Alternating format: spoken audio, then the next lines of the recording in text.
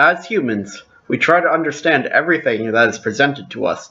It is a noble goal, but alas, on this earth, it is simply not possible. There are many things that we're able to learn about, and many things we're still learning about, but to learn and understand everything that is ever thrown our way is just impossible.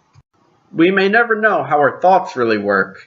We may never understand how big and how hot the sun really is.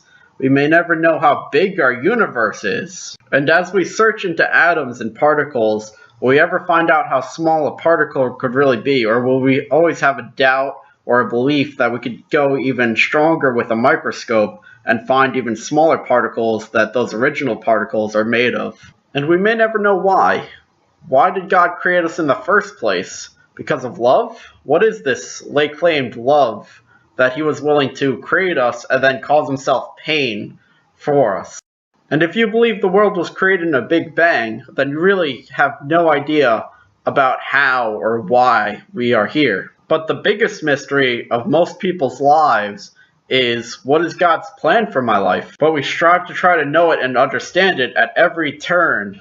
We see one opportunity open up, and then we're like, oh, God must want me to go and do this. Then it may close before you even get a chance to try it out, or you may try it out and it may fail, and then you get so confused. And then we say things like, why, God? But I thought this was what you wanted me to do. It could have been great. And then we go off on rants in our own heads about how great it could have been, and how well it would have worked, and how happy it would have made you, when that wasn't really God's plan for you at all. Now, I want you to understand what I say to you.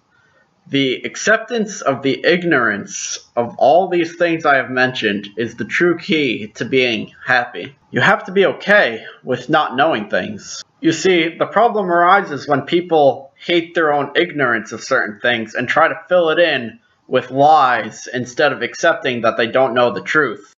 They take their first opportunity when it arises for them to actually believe something instead of just having no idea about it.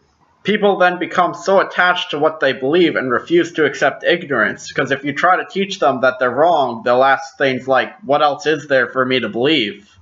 Don't be stubborn about the things that we do not know, because it is okay to be ignorant about certain things. People hear theories and then instantly accept it as truth because they want to believe truth, but in the end it is just a theory, a possibility among many other possibilities or options.